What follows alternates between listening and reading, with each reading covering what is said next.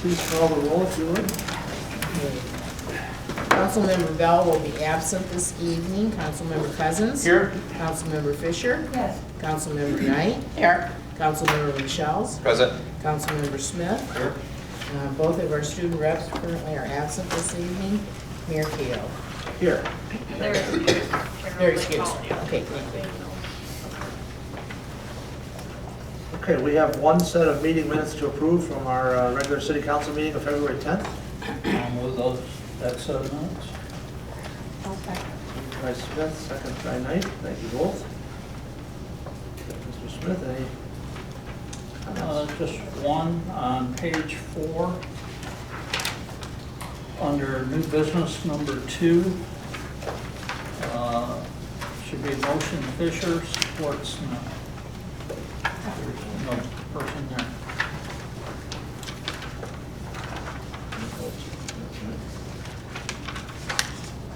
That's the only change I had. Ms. Knight, anything at all? No, I haven't seen anything else. Other council members?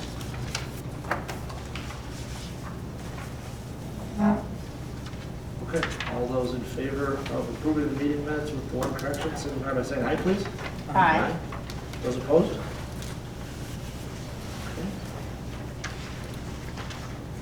We have no prearranged participation, so we're down to approval of the agenda.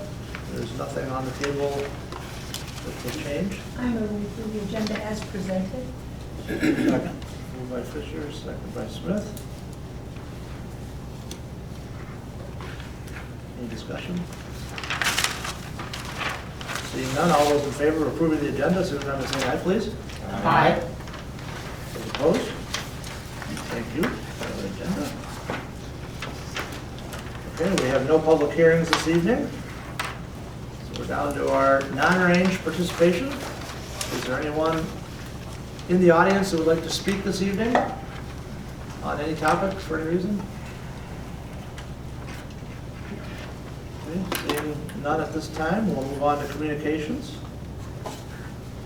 We have our 2 standard communications, our upcoming meeting list, and our signed calendar. Are there any updates for that or comments on either of those? Okay, we are cruising right along. Our first report tonight is from our Public Services Superintendent. Dan, how are you? Good. Good evening, Council. Good evening. In your packet, I provided a 2-week report. Do you have any questions on my 2-week report? I just have one. Is the farmer that's good enough to take our leaves still willing to take them some more? Absolutely. Okay, great. I saw that somewhere in the DPW section. Yeah, we have to do the renewal, so we pay his renewal fee. Okay.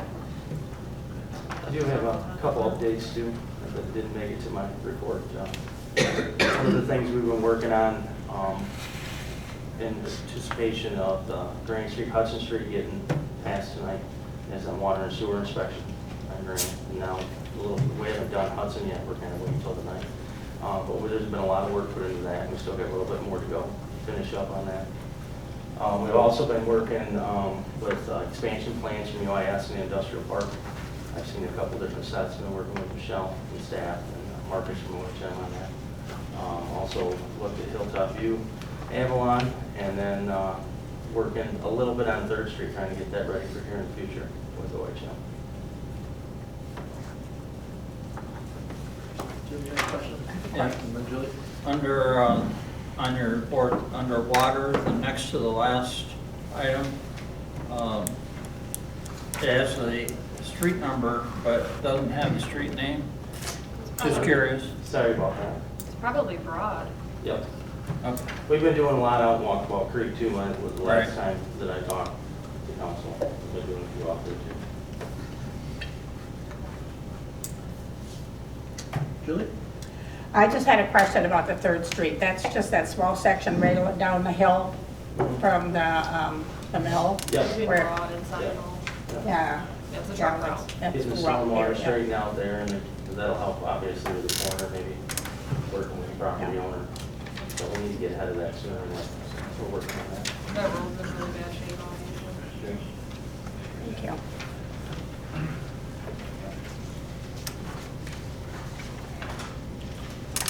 to add? Not at this moment. Ready for the snow? We're ready. Thank you. Any idea when it's coming? I left, it wasn't supposed to snow, and I just looked at my radar, now we're talking about midnight it started, so. I don't know. All right, thank you. Thank you. Jason's last day was the 14th, so Todd will be partially responsible anyway for covering, returning to his roots in the DPW, yeah. And then Tim He's- also has a CDL Right. too, so he'll be able to help, so. Okay.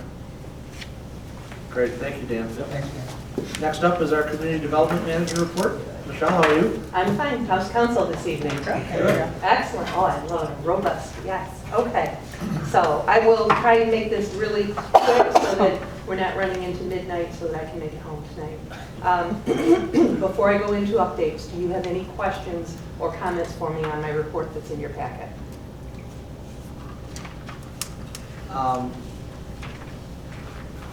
I'd like to talk about the small cell 5G kickoff meeting. That was going to be part of my update, so go ahead. I guess I'm concerned about the length of that and whether we should be trying to do it before a meeting as opposed to a separate. That's fine. I don't mind it as a separate, and I understand the 2-hour, the concern you have, trying to get people there for 5 and be done by 7. But that's why I put it out there and asked for the feedback. If you want a standalone meeting, I'm happy to work to set that up. What's everybody else thinking? And we need to do this, right? Yep, it's part of the contract that we. My preference would be for a standalone.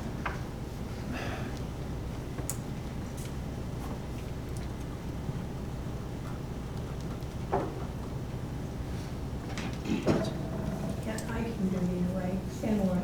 It makes for a really long night when we get into that. Well, that's what And I'm, really pressing, you get too much going on in the workshop, so, but I can live with either one.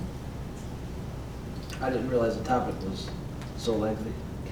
It can be. I guess my next question would be, when's our next council work session on Saturday? The 21st. But I don't want to mix that with Okay, that. that's fine.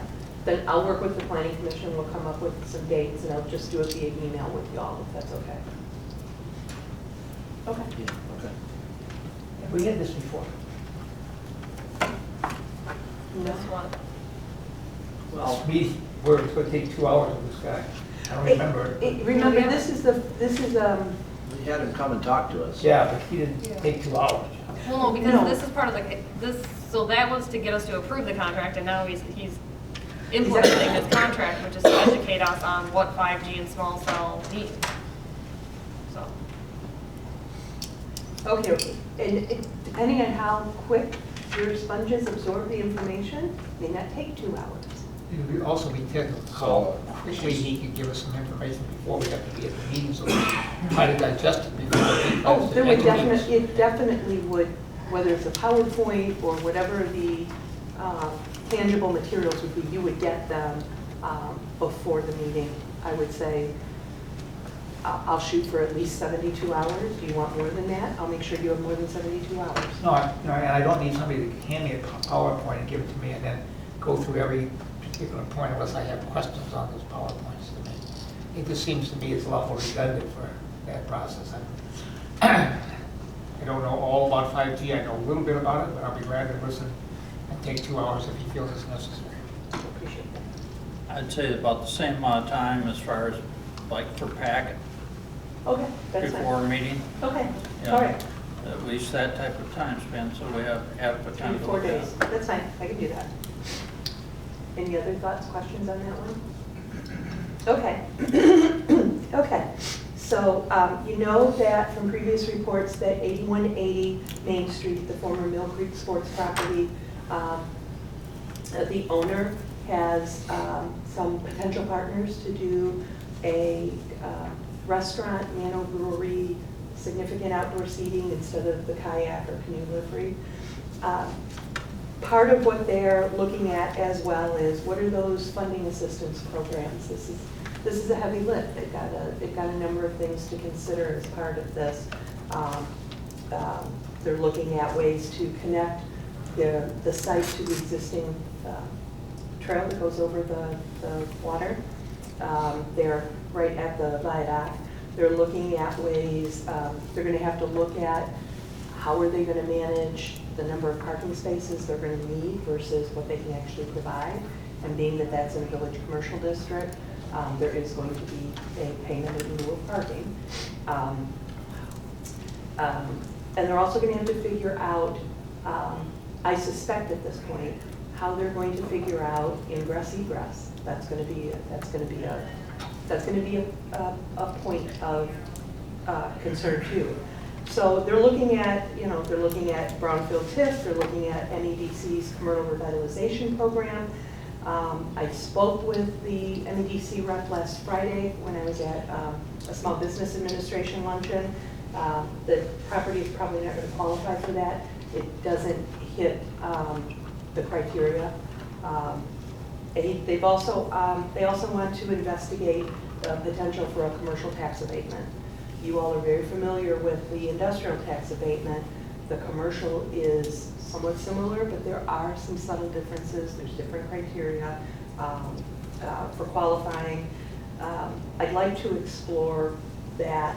It's not my first tool of choice in the toolbox, but if there are no other tools to use, I'd like to be able to know how to use it. I'd like you to all know that too. And I'd like to investigate that by working with the Economic Development Preparedness Committee. That's Sean, Zach, and Donna. What thoughts do you all have on that? It's fine with me. I would like to hear a lot more about the commercial tax abatement before we even, Oh, the research is so we know what type Right. of tool it is, so we can come back and explain it to you, so that we're ready in case this does come in and they do ask for it. We'll know what they're asking for instead of trying to be reactionary to it and figure it out as we go. yeah, I would like, for us to get that feedback first before any developer, Yep. so that we know whether we even want to consider that. Right. We are on the same page. Okay. And they've used it before, so they're way more familiar with it than we are. Right. We do the last little update. Last little update. It's not really a little update. Tomorrow, the DTE will start the demolition of the Broad Street building. I was informed by the building department they had issued the permit. I talked with the contractor. They're going to start dropping off materials to do the decommissioning. I'm working with Cole and his dad to set up a camera in the 150 Jeffords building. They granted us access, and we'll take pictures and videotape it as it's happening. Is that weather dependent? I would presume it probably is, so if it's raining or snowing, it may not happen, but thank you for bringing that up. I hadn't thought of that, because for some reason, I'm in denial that we're going to get snow.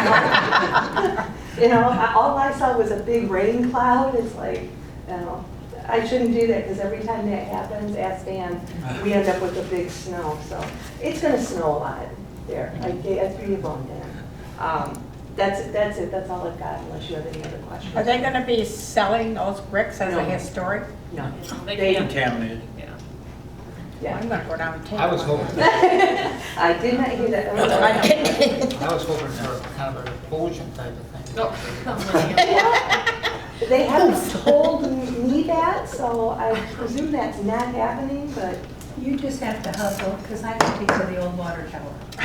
Okay. So you That just wasn't contained. Just Come keep on, us be posted sharp if and there's delays. go for it. and- yes. Thank you. Thank you. Yeah, thank you, Michelle. You didn't have any other questions, right? I don't think so. Okay. No. Thank you. Thank you. Okay, we have a written update of the packet from the Chelsea area regional team. Zach, thanks for including that. Did you want to add anything or note anything? The survey was interesting. That's of the people that were at that 40. And it was available online, various I different didn't know. spots. It was pretty neat, this event, and the folks with Watts are kind of working through the different communities, doing the stuff they're starting in the townships, especially in the southwest to start, because they haven't really been engaged with this, so they're eventually probably going to want to come and talk to us about this as well, but that'll be months.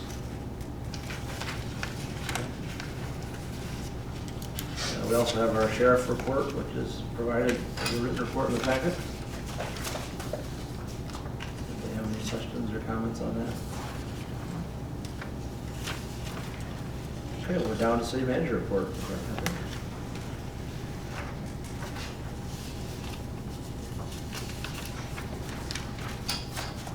I wanted to make sure everybody had the March 30th joint commission committee meeting. I mentioned it before, but I know that we're getting closer to that. That will be here at 5:30 with the meeting starting at 6. That's a Monday? Yeah, it's a fifth Monday.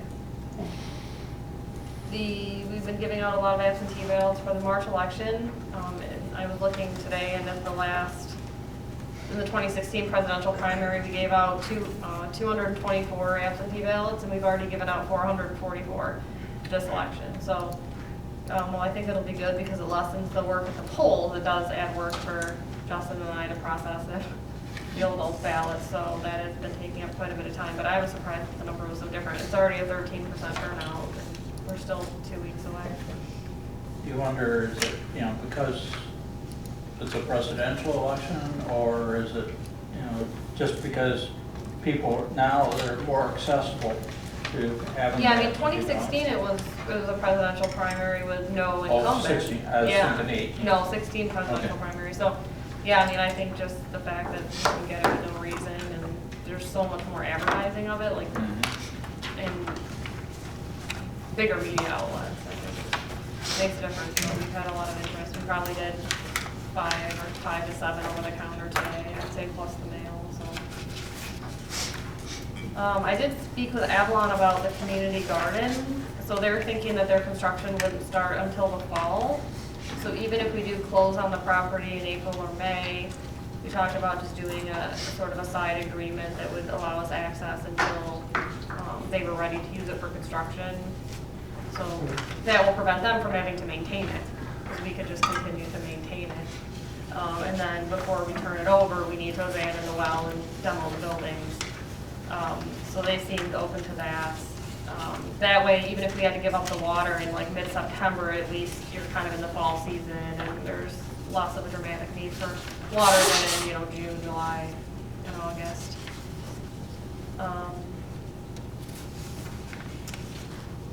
After the next council meeting, so normally, when we have to set up this room for the election, it's the night planning commission helps, but the election is a week later than normal, so it'll be a council meeting. So if anyone has some time after next council meeting to stay and help us set up voting booths and get the room ready for the election, that would be appreciated. Planning commission gets some election off. It's not on their week. Takes about a half hour for the things people can help with anyway. I think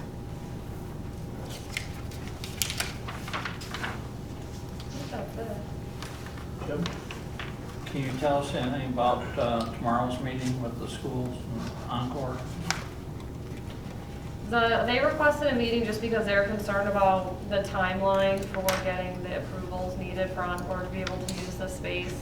Obviously, the master plan update helped to get the future zoning appropriate, but they still have to do, I mean, as it was in Michelle's report, there's still many steps. And so the schools had kind of heard about that. They weren't at the pre-construction meeting, so they just wanted to review those steps. And because I think they were supposed to close at the end of the month, but they're concerned about doing that if it's not sure that Encore will even be able to use this property for the purpose that they're buying it for. Thank you.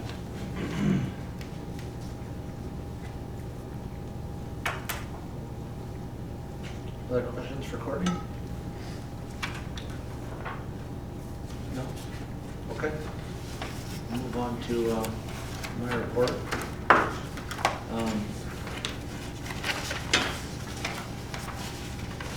I had a meeting on Friday with Michelle helped set up with Richard Hess of Quinn Evans Architects, and then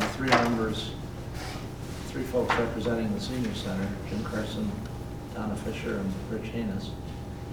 And as a follow-up to our January 29th workshop where we talked about potential space for senior citizen use or senior center use. Richard wanted to understand how the space is used. You know, how's it, what activates it to two things happen at one time, what things need to be near each other. So Jim did most of the talking, I guess I would say, and Rich a little bit on the tail end to help.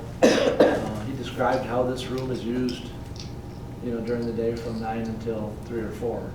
And some of you may have a better vision of that than I do, because I haven't seen that in activity other than when our DDA meetings run right into the start of it. But he described the need for divided space or easily divided / expandable space. He talked a lot about the challenge associated when there was a musical group playing next to a card group. They even joked that the card playing was louder than the music. That was the joke that the musicians needed the card players to keep their voices down. We talked about a little bit about the numbers of people that are part of the senior center now, that are members, I guess, is that the word, members?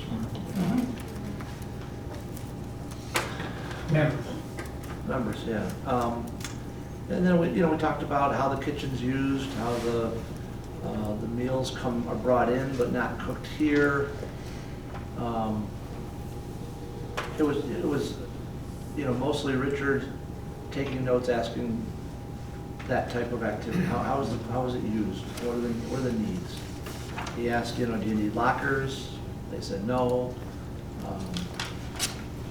Obviously, we didn't get into much detail on like parking. That wasn't the part of that we talked a lot about, because the thought was that there's parking associated with that potential concept. It was mostly interior, Donna, wouldn't you say? I would say, yeah. Michelle? I mean, it was primarily focused on interior and, Yeah. the idea that they use it, like I said, between 9 and 4. We got a little bit of background on the agreement that the seniors have starting in 2021 for here, which is what, a 3-year agreement, is it, or 4? I can't remember if it's 3 or 4. 3 years. Exactly. Uh, Or depends on when, yeah, it depends on when you count where you are right now. Oh, okay. So, All right. could be 3, could be 4. Okay. Now that's basically, 8 to 4 or 9 to 4, whatever it was. I didn't know this, I learned that the senior center operates on about a $60,000 a year budget. I had not ever asked or heard that number before, and that was interesting to me. I didn't know that the meals came from Livonia. I learned that too. You want to start Through a county You want to start program. doing it. So, That's a recent change, yeah. Okay. So it was that kind of meeting. It lasted a little over an hour. By 9:15, we're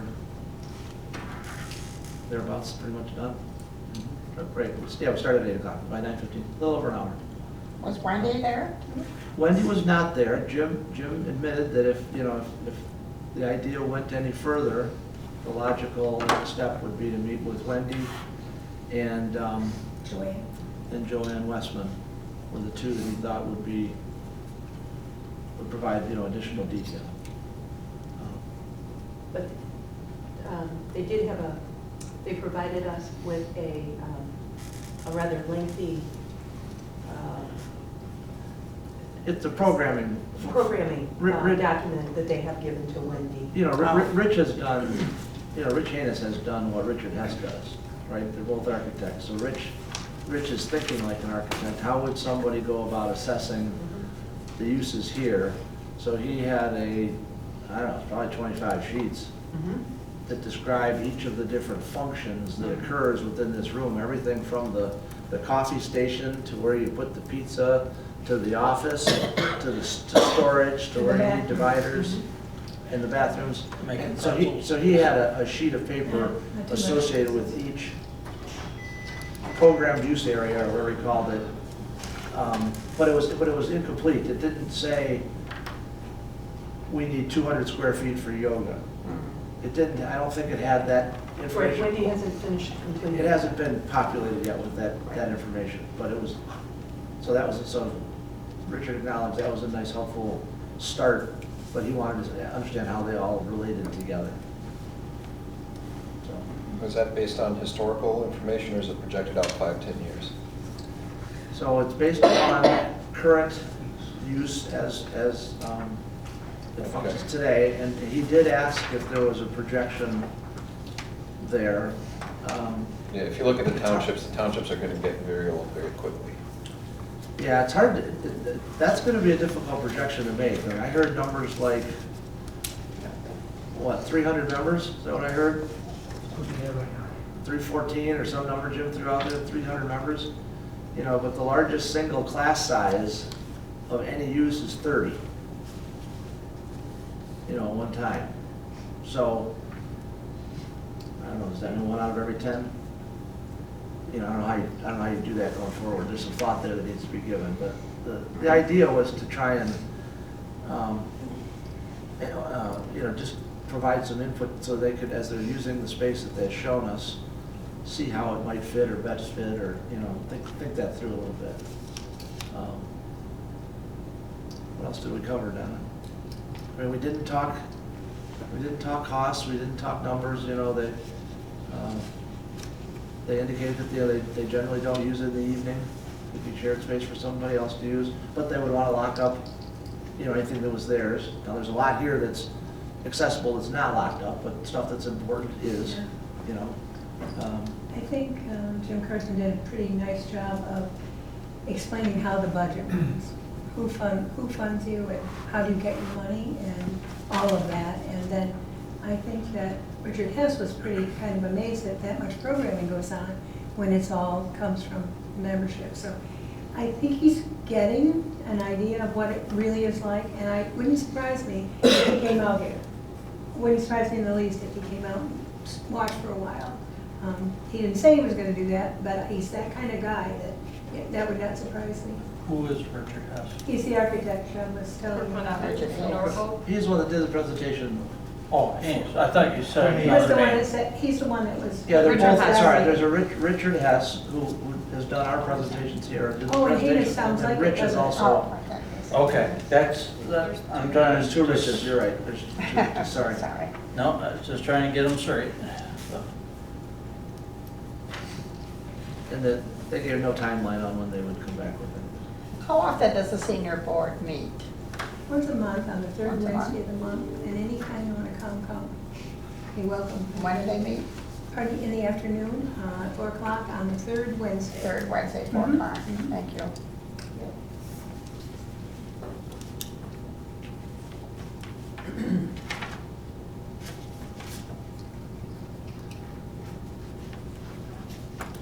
Our DDA meeting was canceled, if you saw that.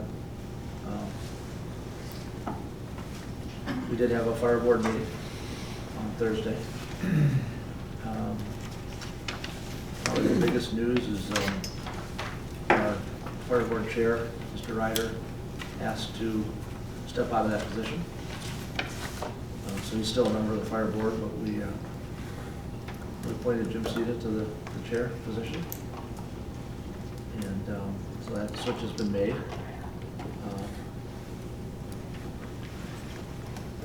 One of the Webster Township representatives, Dan Menzel, and I have been helping with some language towards a fire grant. The two of us are going to meet with the chief tomorrow morning to try and see if we can help him move that forward. That meeting just got set up over the weekend, so I didn't have it in my report. Still wanted to mention it. I don't have anything else unless others have questions for me on anything.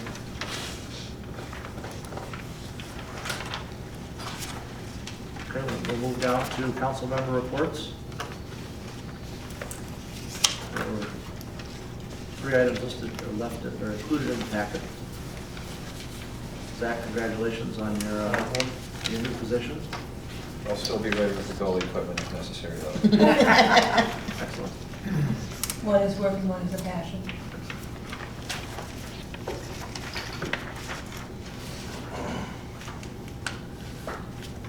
Nothing to add? I'd be willing to help you with roles and responsibilities, Jim. Your comment on the bottom of your, maybe at the bottom, and the last item I think you had, if you need it. Yeah, we have the two surveys on the agenda for tonight. At our next meeting, I would like to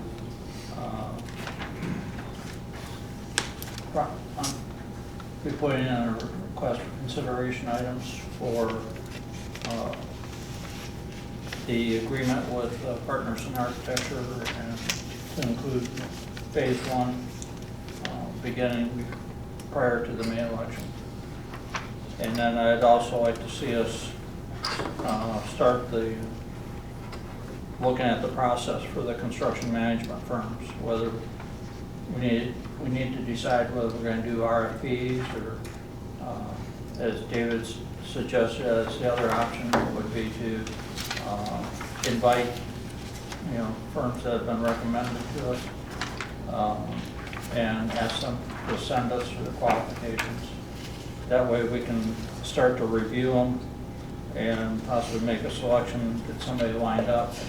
So looking at, then having the election and being able to move forward, we'd have a construction management firm in line ready to work with Partners in Architecture.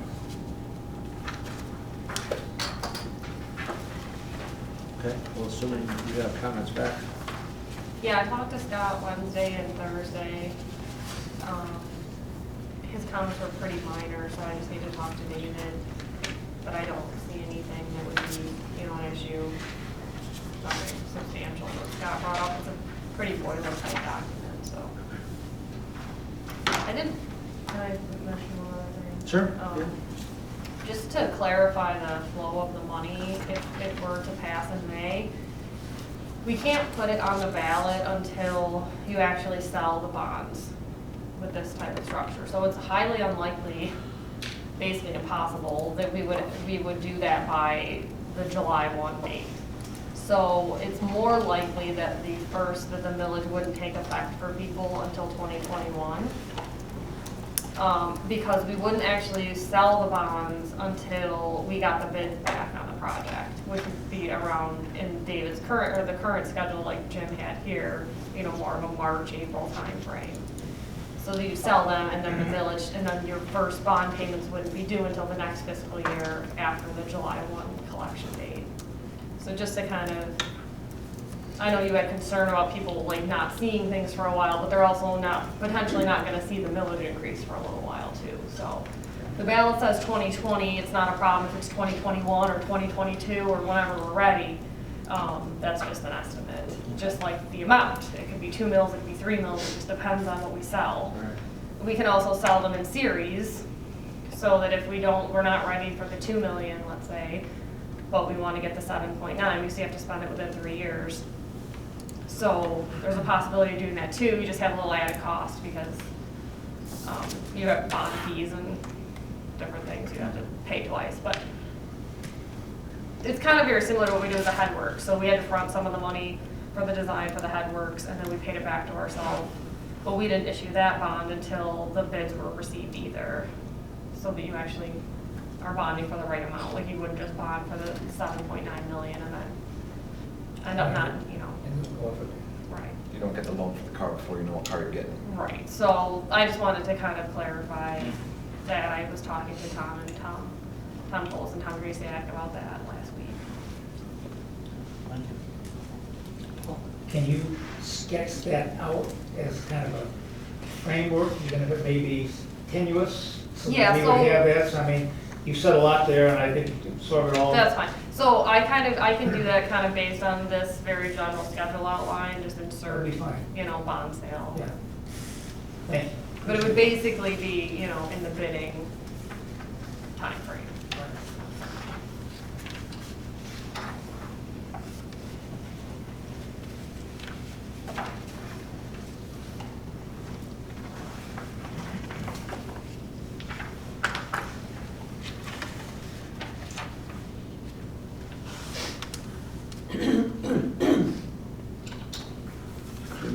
on your No. council clerk report? Okay. All right, we are down to, I think, consent agenda. I move we approve the two items listed on the consent agenda, bills and payroll, in the amount of $398,890.63, and setting public hearing for land sales, and setting it for March 23rd.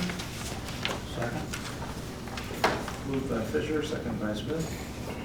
Ms. Jones, please call the vote for the roll. Cousins, Yes. Knight, Yes. Michelle's, Yes. Smith, Yes. Fisher, Yes. Keel. Yes. Motion carries, thank you. Pass the consent agenda. We have no old business, and we have 8 items of new business. First one tonight is consideration of a bid award, TLS Construction for the Grand Street, Hudson Street reconstruction project for not to exceed $850. So moved. Moved by Smith, Second. second by Zach.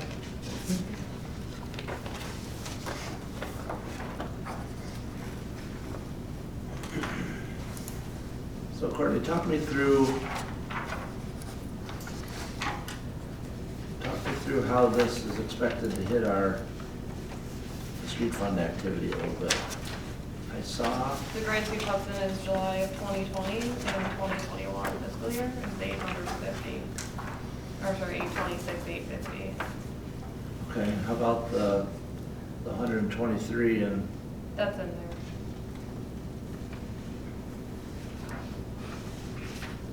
Because 50,000 is sewer and 40,000 is water.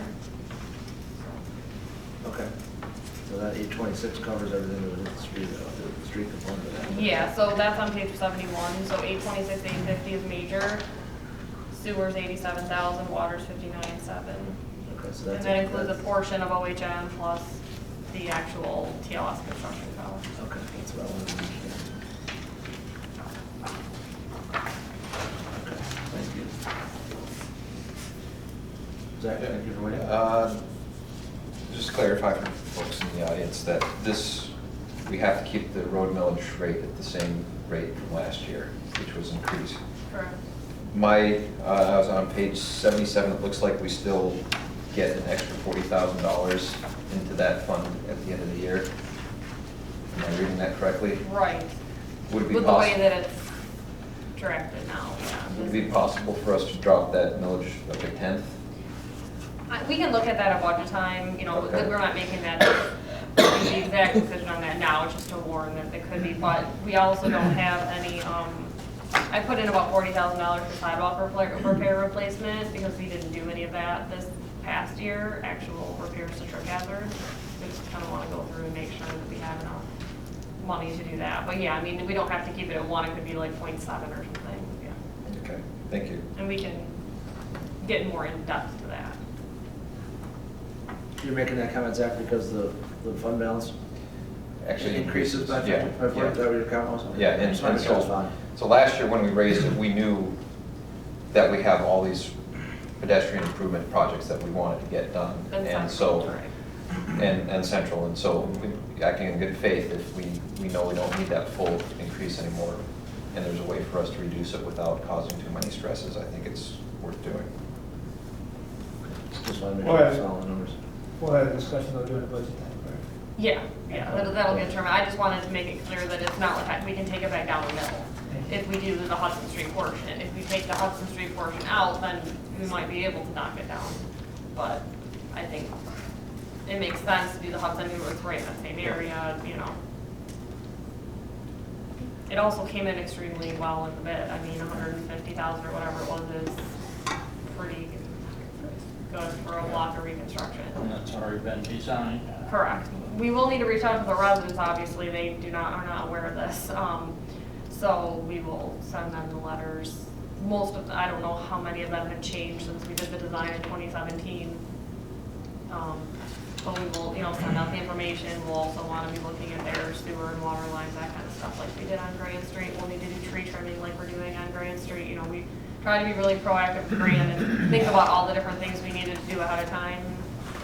So we'll need to do that now in Hudson. It's still 4 months away, so it's not like, hey, we're starting this tomorrow. You know, it's still gonna be mid-June. We did talk about, would it help the contractor if we allowed them to start on Hudson at the beginning of June?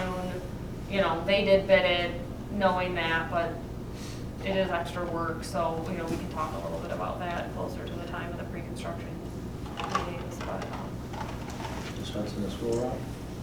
not as much as Grand is. I mean, it's more get around the room than Yeah. Grand, so we were thinking, it's not, maybe not necessary, but something we can offer. Glad to see I it don't in wanna there. see it pushed up against September, if we can avoid it. It's Yep. always- That's good. And the company had good references, we haven't used them before, but the references were good, right, Martha? Yes. He's the one to talk to. Yeah.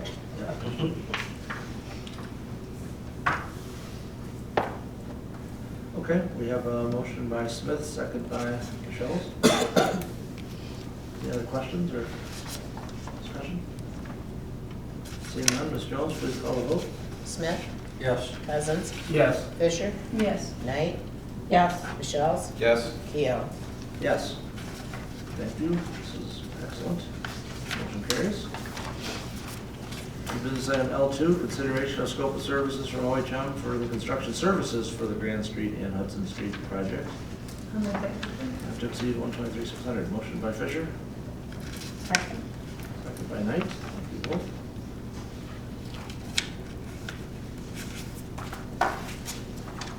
Any questions? Courtney, anything to add? Zach? It's a bit of an aside, but it's been a while since I've seen these plans. Does anyone recall if it calls for full curb or mountable curb On Hudson or Grand? on Hudson? I think Hudson is full curb.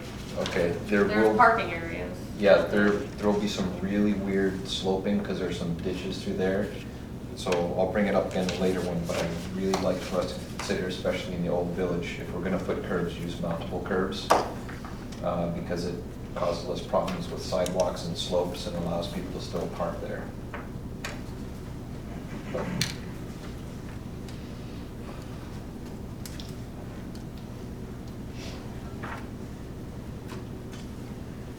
Okay. Any further comments before we call the vote? Please call the vote on item 2. Fisher, Yes. Smith, Yes. Cousins, Yes. Knight, Yes. Michelle's, Yes. Keo. Yes. Motion carries, thank you. New business item L3 is also a engineering services project, scope of services for OHM for design for 3rd Street, not to exceed 89,800. I'll make that motion. Second? Moved by Fisher, second by Smith. Thank you both.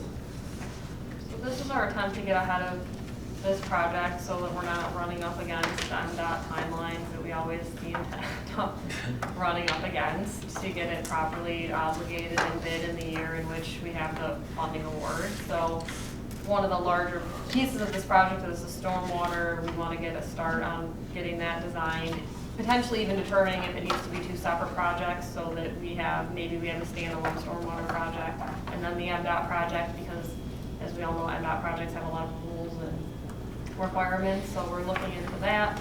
We also need to look into some right-of-way issues. We know that we have some right-of-way that we'll need to acquire, so we want to start talking about that. And then also the environmental, state historic preservation reviews, just trying to get all that underway. I kind of planned that we would do about half the scope this fiscal year and half the scope next fiscal year. That's just an estimate. It doesn't really matter, you know, we can afford it either way. But I just really would like to get started so we can get everything done in plenty of time.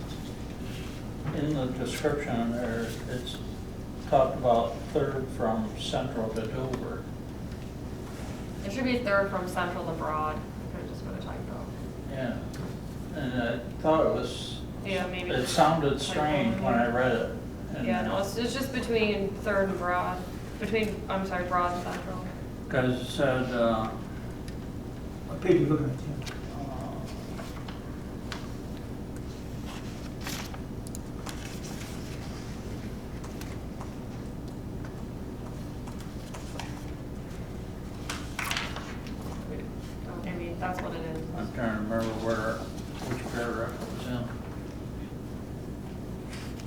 We added some stuff kind of. It just sounded strange.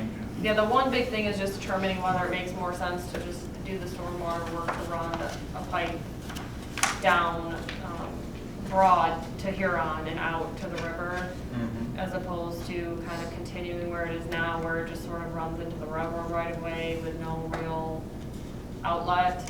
But that will take work with MDOT. So actually, that's the other big piece, right, is working with the railroad. Because working with MDOT isn't bad, and we've had really good luck working with MDOT, but they ceded a lot of their control of the actual line to Amtrak, and that's where it gets more complicated. So a lot of times you can, we know the MDOT people pretty well now, but getting the stuff through Amtrak can be challenging, so. Just timing. Because I remember reading where it said something about the extent included from Central to Broad, or Dover. I don't see that in here anywhere. I see the limits from Fourth to Central. I don't see We'll, it. we'll confirm all of it in the design process, so.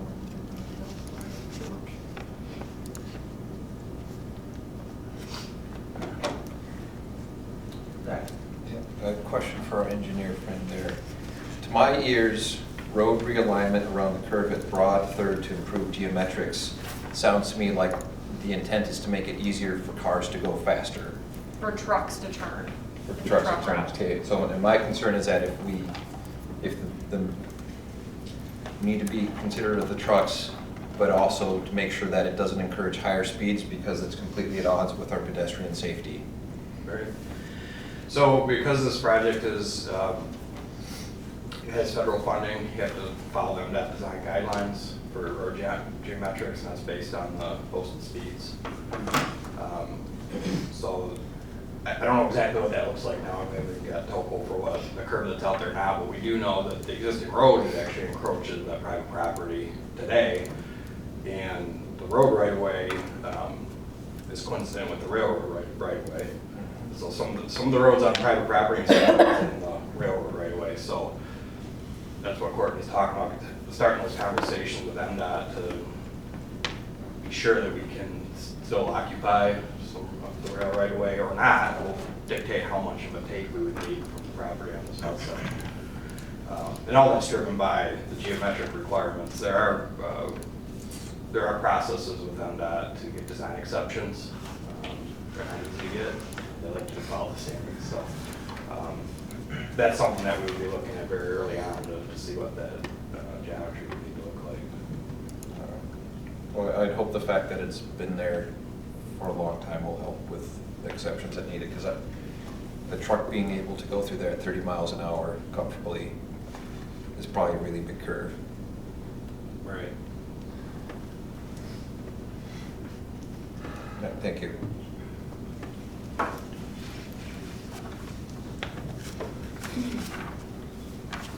Any other questions on the design scope of services? Seeing none, Ms. Jones, please call the vote. Michelle's, Yes. Knight, Yes. Cousins, Yes. Smith, Yes. Fisher, Yes. Keo. Yes. Motion carries, thank you. New business item L4 is consideration of scope of services for Roy Chung for site survey for the Dexter Ann Arbor Road property, not to exceed 5,600. I'll move that. Moved by Michelle, Second. second by Nick.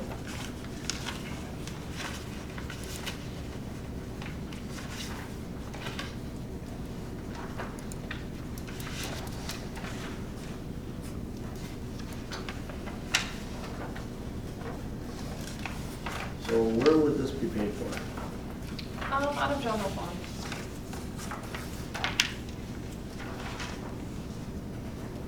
Love to make a budget amendment with the third quarter amendment.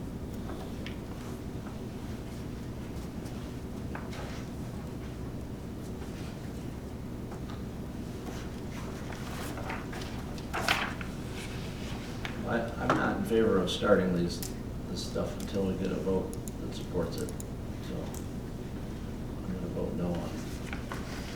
these next couple of things that relate to spending. Just so everybody's aware. Any council comments on it?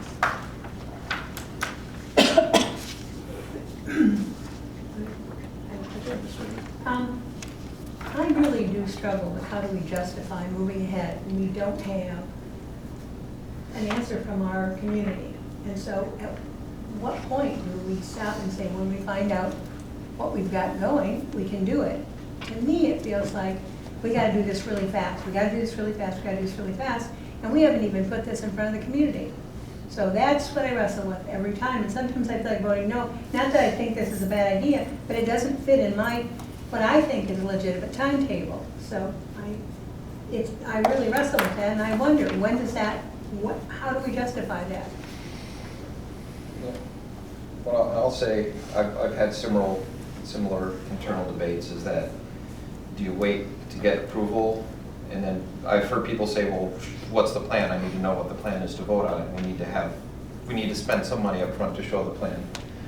One of my concerns with, so looking back, historical, the increase in construction costs for fire stations were 18% in 2016, 22% in 2017, 20% in 2018.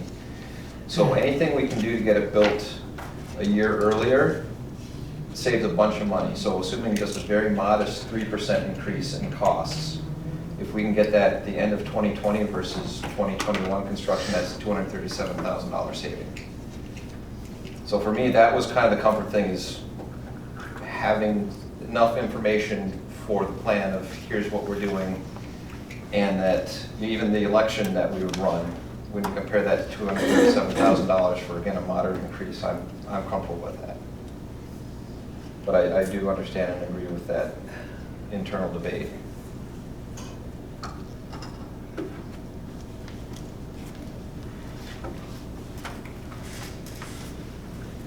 Other comments on either the motion or proposal?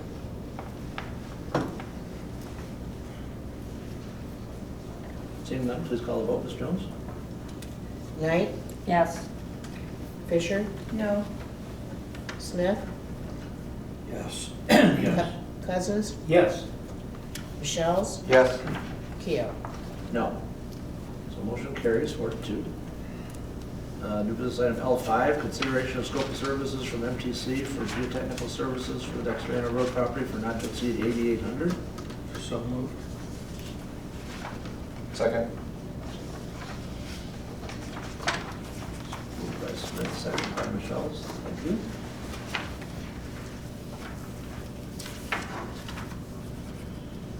So my, Go ahead. sorry. Yep. No, My please. assumption would be, since OHM and these folks have worked together, they'll be able to coordinate the timing so that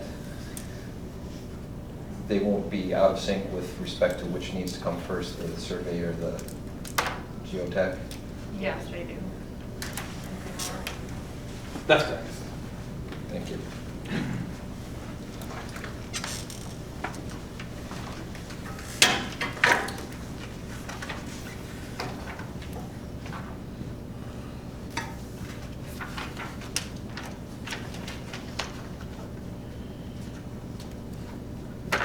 So the 8,800 includes 52 plus,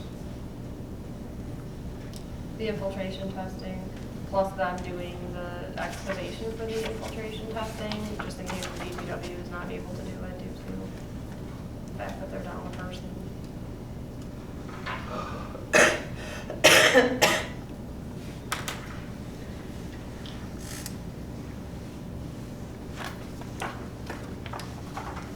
that's the 1,000, or the, okay, the 18. Okay. Hopefully they can do it, but I just didn't want to run into a problem. Okay. Well, similar to the last one, I'm voting no, so I think this is premature, so. Any other comments? Please call the vote. Cousins, Yes. Knight, Yes. Fisher, No. Michelle's, Yes. Smith, Yes. Keo. No. Motion carries 4-2. down to this item L6, consideration of fire station educational session. Yeah, so I had reached out to Mr. Newell. I didn't get any formal proposal.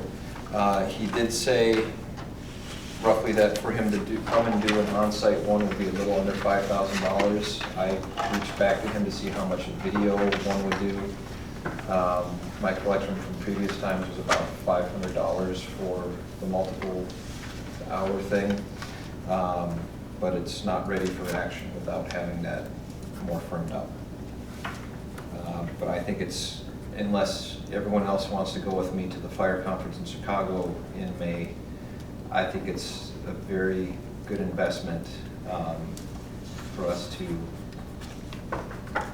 learn more about this. So are you postponing then until you have the Yep, information? Is that the yep. Second. appropriate? So I'll say motion by Michelle's to postpone. Is that okay? Yep. With a second by Smith, was it? Yes. Thank you. Okay. Postpone it until we have the right information? Mhm. We have some. Okay. Any discussion on the motion to postpone? Okay, please call the vote to postpone. Knight, Yes. Fisher, Yes. Michelle's, Yes. Smith, Yes. Cousins, Yes. Keel. Yes. Okay, thank you. Motion. May I ask Janet a question, the date of the fire, which was similar to where you were, but it was in Texas before, you remember, right? Yeah, the next couple of years, I believe, was going to be in Chicago. I'll pull that up here and get it in comments at the end. And so I would like to have us think, not tonight, but maybe at the next agenda to discuss how we are going to be able to be present there, depending on how we decide to do that, one or two people, and the expenditures being paid, so we get state facilities we did the last time. So it's May 11th to 14th in Rosemont, Illinois, which is Outside of Chicago. by the airport. And I'm trying to pull up the cost. Let's see, early bird until March 1st is $325. And then whatever the whole hotel. March 1st, that's coming up. Yep. So we probably won't have time to do that for the next meeting. I was, Get the early bird, the early one after that is what? May 10th is advanced rates, that's $425. $100. All right. And I, like I said, I am planning on registering and going myself regardless of anything else. Okay, new business item L5, I'm sorry, L7 is discussion of fire station signage. We received a couple of additional quotes from Signs Monday. They quoted to produce the sign in vinyl and attach it with bungee cords to be signed. They also provided, at Councilmember Smith's request, a quote for an aluminum sign that's a little bit smaller. So this is a discussion item for Councilmember Smith. So, do we coop that, we have a quote of $936 for one-sided or $1,381 for two-sided sign? That was the original aluminum, That was the original bid, 4 by correct. whatever quote. And then there's the vinyl quote, which is $466 or $334. And then the aluminum 3 by 6, that would be $933 or $656. Say that again? No, I'm trying to, I thought I had it. So Here. aluminum smaller, Is right, $656 for one-sided, $933 for two-sided.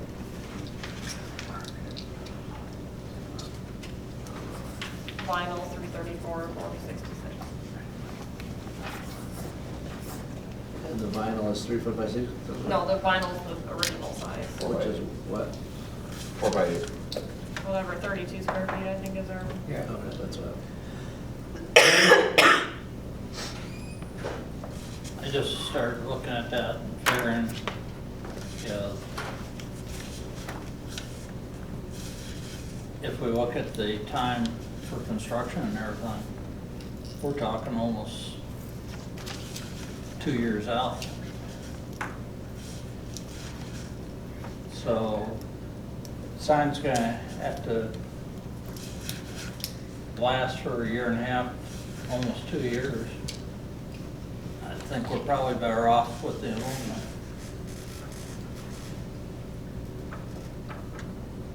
And then I didn't know whether, you know, do we need two-sided, you know?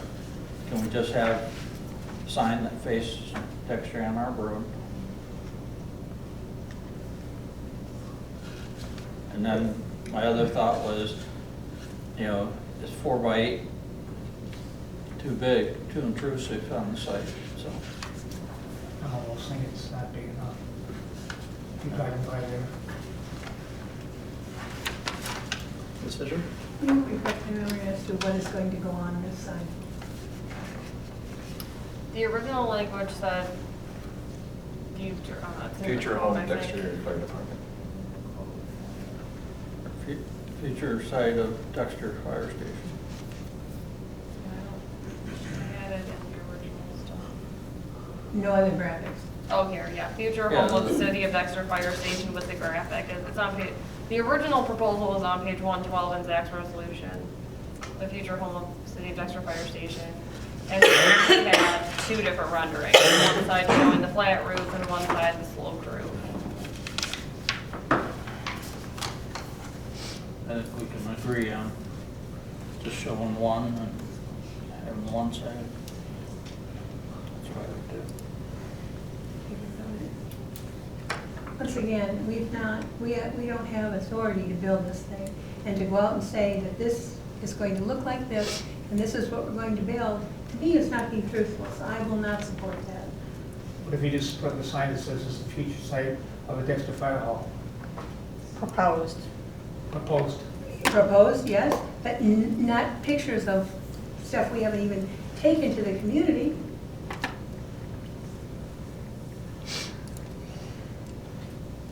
Well, I think it states to the community, you know, what the election's about. I mean, that's the concept that we're taking forward. That's not the only way to get your message out. Well, I don't hear your message.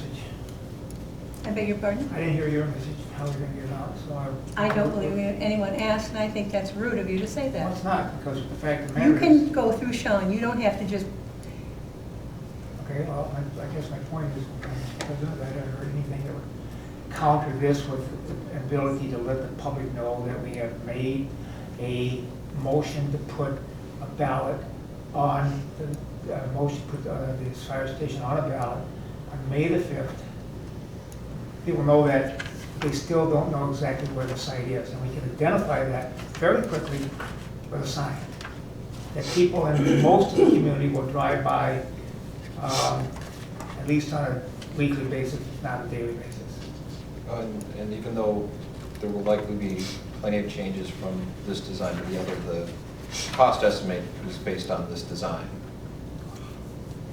That's you know, based on many months of back and forth with the architect and the fire department and our committee.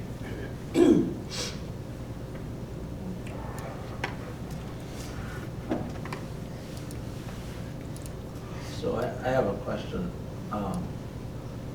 This is all discussion, so it's all meant to clarify. The motion that Zach drafted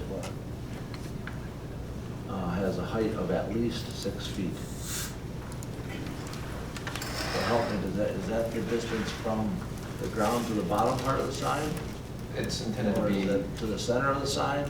What is that? it was to the top. That's to the top of the sign? Yep, because it would likely not, I don't think anyone wants to have it in the right of way. That's where usually the 5-foot clearance comes in. Okay. And it allows you also to use an 8-foot 4x4 post with 2 feet in the ground. Okay, so in the way you've written it, it's at least 6 feet, so the lowest it would be 6 feet. Is that what you're saying? Yep. That's why I was asking the question. Okay.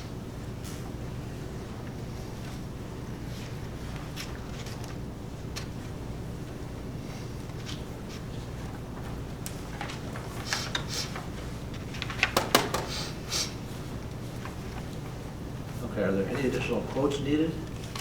I do like that this doesn't require a DPW having to do it. No offense to the last idea that was thrown out there, but at least this will be put up right signs in one day, right? Well, we don't want Mr. Schlapp having to use a post holder for sure. Not yet, at least. Right. Thank you.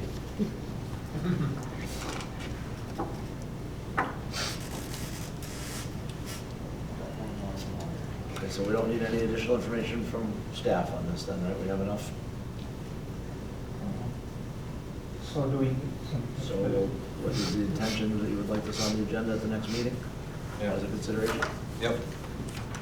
Okay. If you want to make a decision tonight.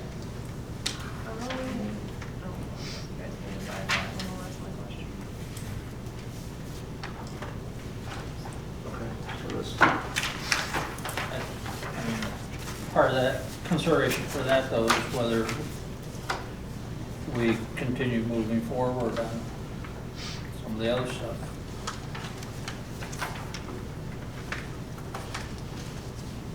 I'm not sure I follow that. What do you mean?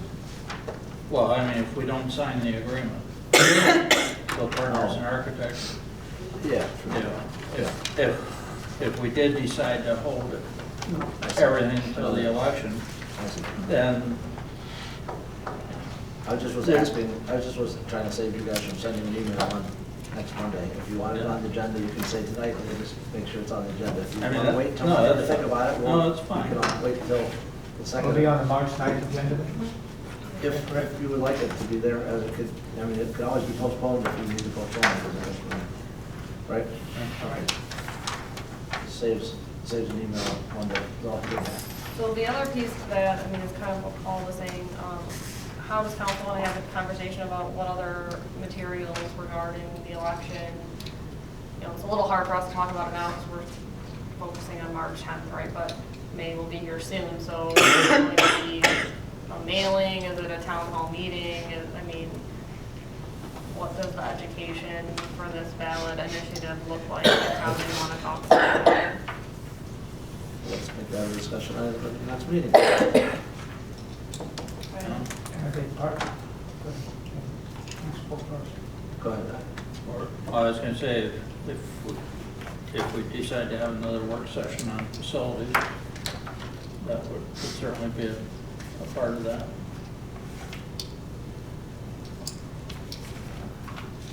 And what I would say is another community meeting, here's what your 9.9 million is gonna buy you. So it's not all hour and a half of background of other sites, but here's the design we're looking at, here's where the costs are, here's that type of thing. And for those who aren't able to attend, either include it in the mailer, our we send out quarterly or separate one, so that they can see the breakdown of what, again, their 9.9 million or 2.9 mils is going to get them. And in that type of case, when we do share plans, we have more opportunity to put this is the proposed station.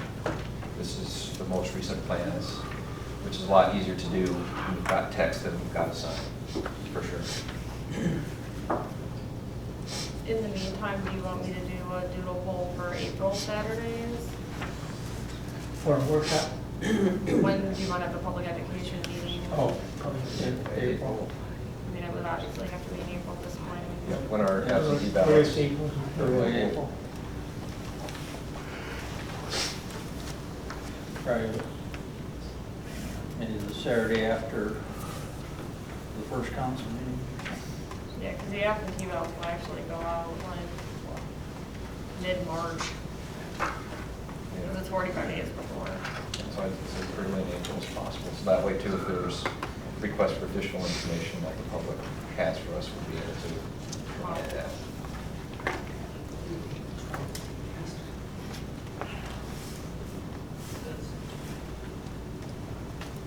Yeah, just the weekend of the 18th, I'm out of town. Yeah, it would probably have to be. And the weekend prior is Easter. Weekend prior is, So Easter, the so it weekend probably of have to be the 11th is 4th Easter. or the, oh, I think the 12th is Easter, April 12th is yeah, Easter. because the 5th is, yeah, so it So- probably have to be the 4th of yeah, April. yeah.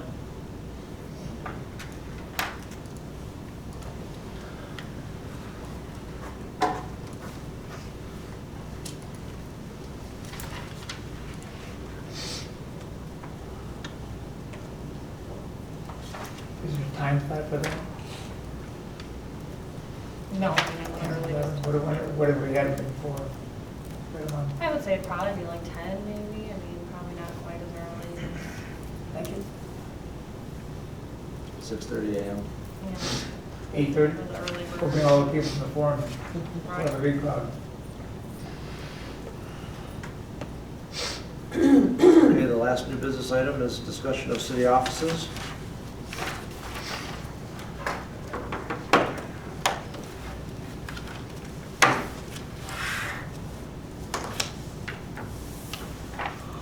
So I'm interested, 2 weeks ago or 3 weeks ago, we had the workshop where we heard Richard Hess and Sean from Norfolk present some information on the 3045 broad option. Do people have any thoughts on that? We didn't really talk about it after that workshop, do the link for that.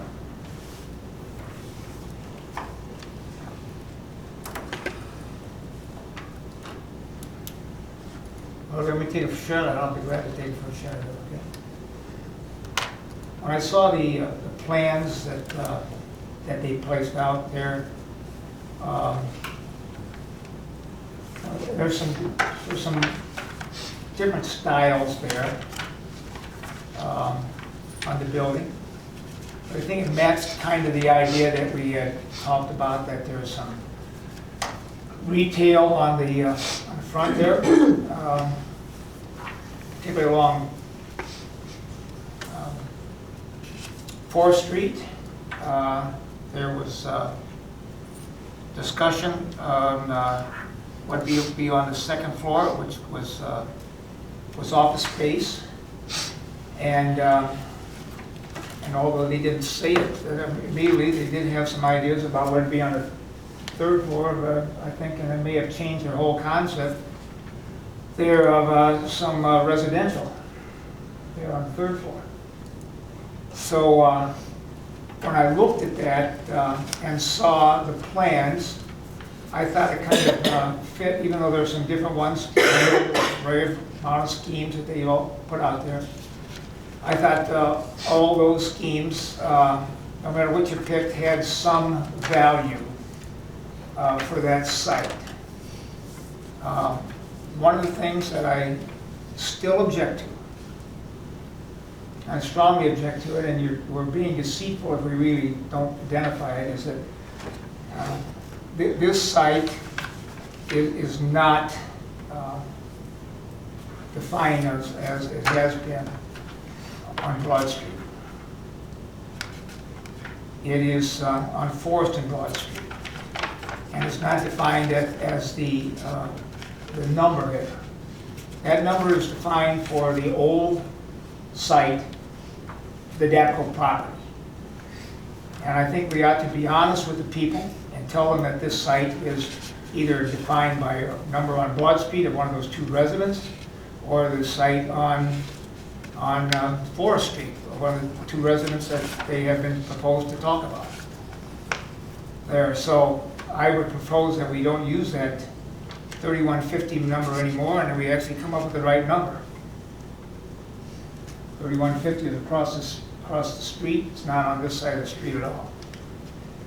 But with all that and the discussion there, I look at this and see, why are we doing this in this way now?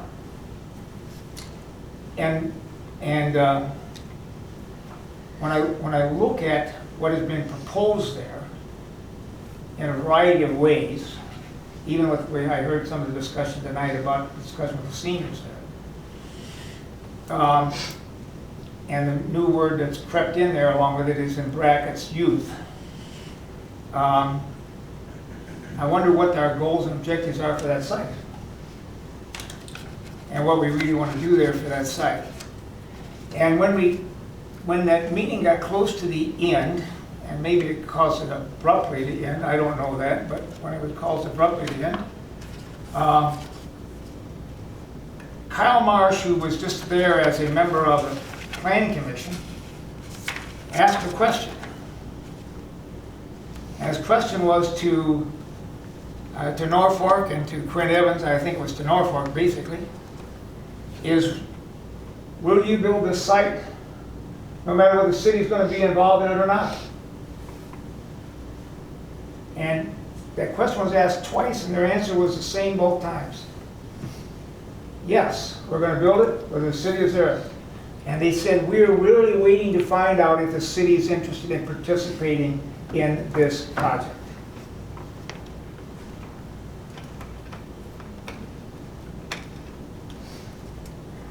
So then I asked the question is, why are we then interested in putting in a city office of approximately 6,000 to 7,000 square feet there with meeting space, a senior center that they have talked about 6,000 square feet.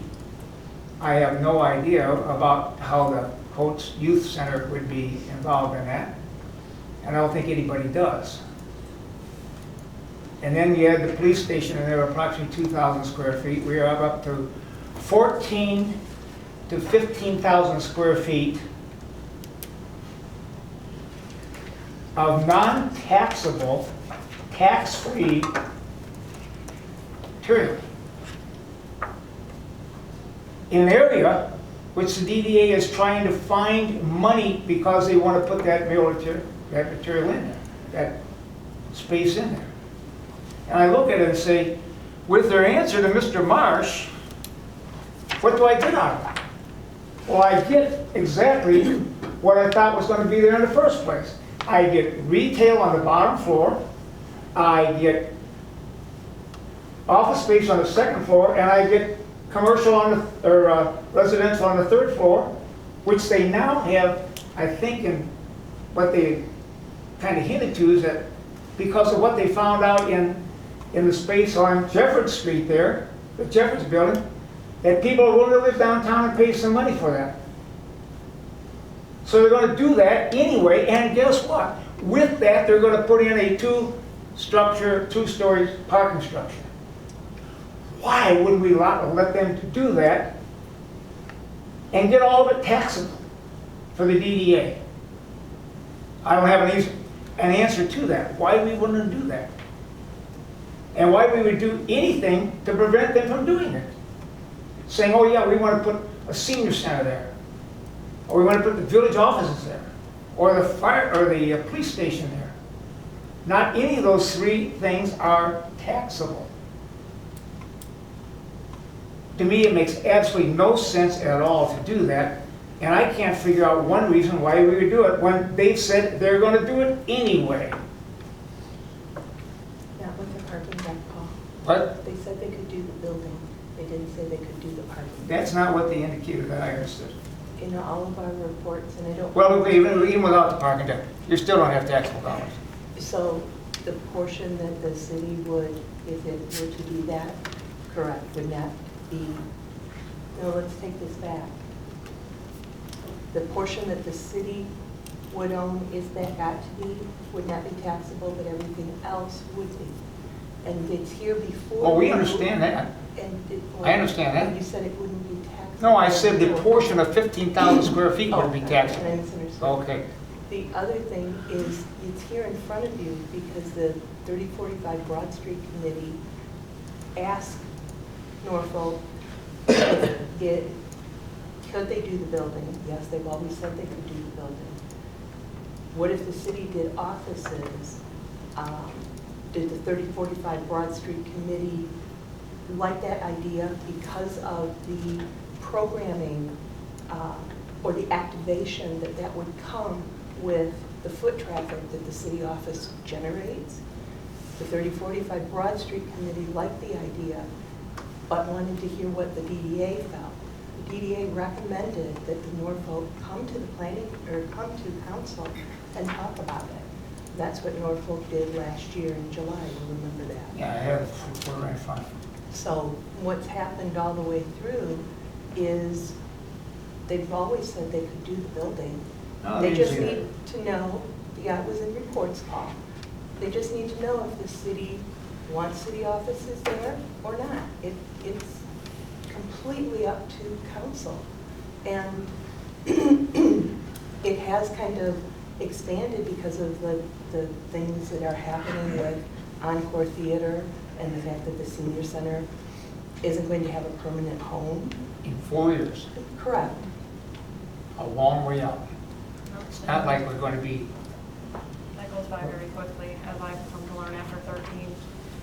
But when the fire department needed a new home, in your guys' opinion, you were fine with taking the Mass property off the tax roll. Yes, we So did. now that the city needs a new home and this could be an option, it's all of a sudden despicable to take it off the tax roll. So I don't understand why they, my answer would be to that is we have a space for the city hall that's on the. it wasn't good enough for the fire department. I don't understand why it's good enough for city offices.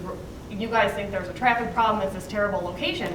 We have people that come to the city office, people getting absentee ballots that are older. They need an accessible space. So if you're saying that the fire department is this terrible location because of access, then why would we want to be there either?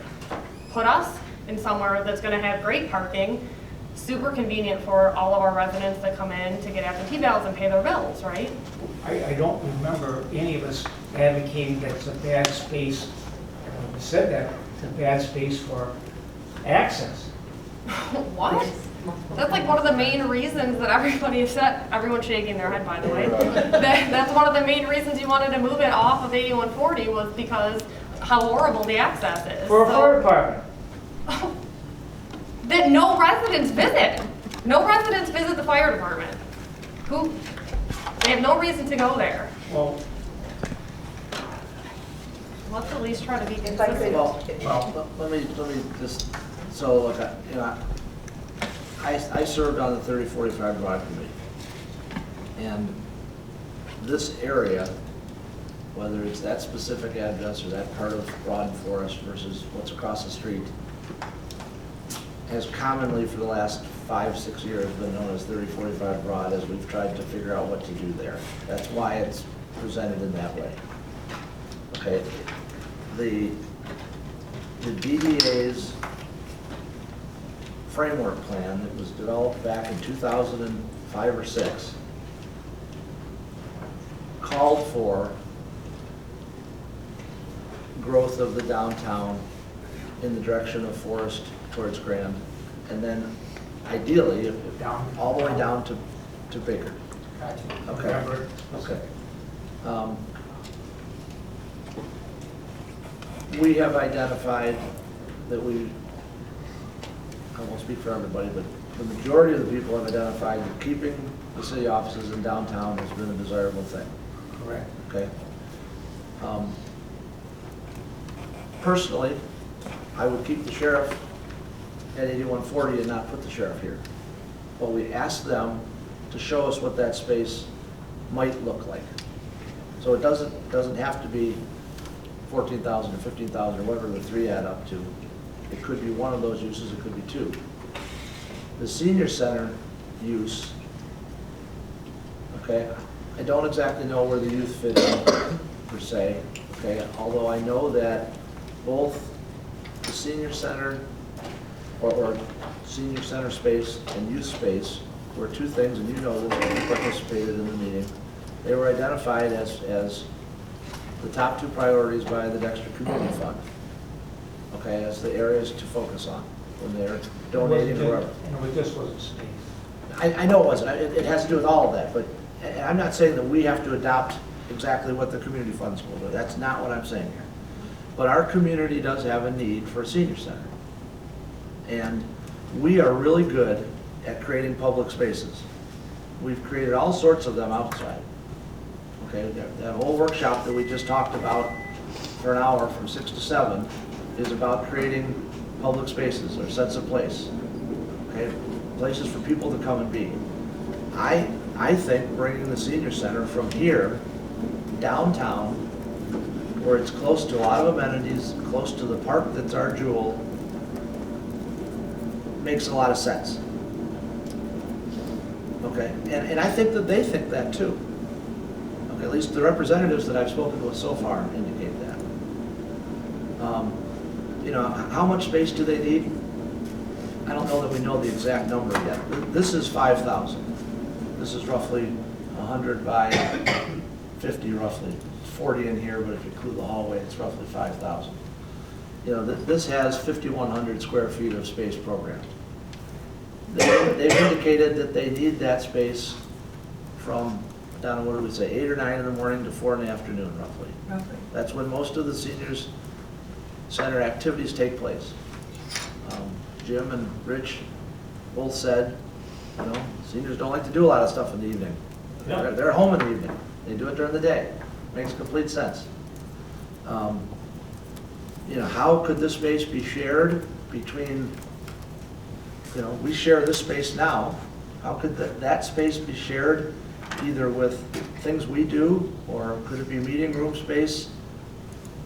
You know, I don't want to say that competes with the library, but that is in addition to the library. You know, it's hard to get space at the library. As nice a space as that is, it's always full. There's groups that use it all over the place. This public space would be used. And yes, there would be a portion of the building that would be non-taxable, but there would be a lot of the building that was taxable, that fits the DDA's goals, at the same time as helping us solve two community needs. And I just think it's worth looking at for those reasons. I think it's in an excellent spot in an area we're trying to develop. You know, nobody has proven yet that across the street where the substation's coming down, Norfolk hasn't proven yet that they could make money on that concept that they put out there, the A and B buildings, or the 1 and 2, however they were designated. Yeah, right. And this one, they said, could go. Now, it can go in the version of the long sliver, just along where the parking lot is, but it would be better if it went in an L shape, if I can call it that. And adding parking is something you've talked about forever, okay? You know, it's parking that's both near what could be this development as well as near the trailhead, near the other parking lot that's across the street.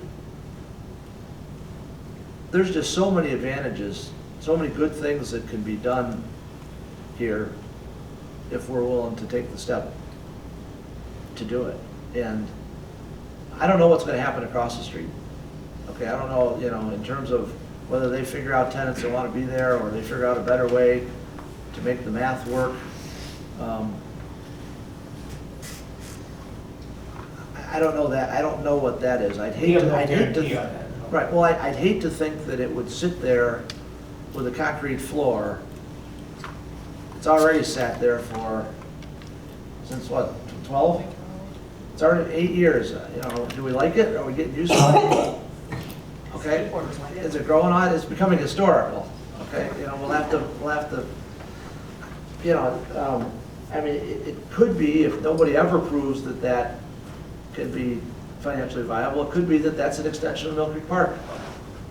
Well, it doesn't have to be, but it could extend up, and these offices, the City of Dexter offices in one view, could be right across the street overlooking Mill Creek Park, okay, which is sort of similar to what others have talked about in another park that we think fondly of.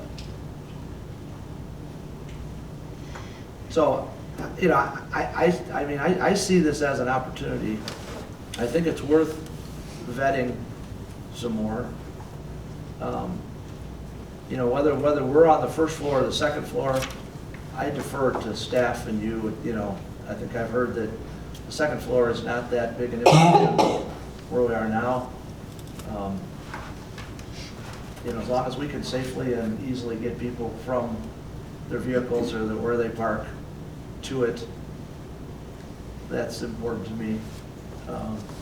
Certainly the view from an upper story probably is pretty nice if you're looking out, you know. I think that's good for staff too. But that, Paul, I think there's a lot of reasons to do it, and I think that you would be creating taxable value even if it wasn't 100% of the building. 70% of the building taxable would be huge. Would be huge in this thing. I don't know what the figures are. Well, 60%, 70%, it's more than 50 would be, Exactly. you know. And I, you know, having thought about the sheriff a little bit, there's nothing that says we have to move the sheriff. It could stay right at 8140 as a portion of that building or as a part of a future, if that building changes, if we end up moving the fire station. But, you know, they don't have any problem getting out of there when they put their lights on. Okay, and some would say they're not there, but, well, all right, because that's not where they are, right? But it's a very visible spot in downtown, and there's a lot of benefits to that visibility. I'm not sure that this is the best spot over off of Forest, frankly. Although, anyway, those are my thoughts, and the team that we have been working with, Sean and his team in Norfolk, as well as, you know, some of the other principals there, Jim and Mark, I think are their names, and Richard Hess, you know, they're all first class. I mean, they seem to be first class.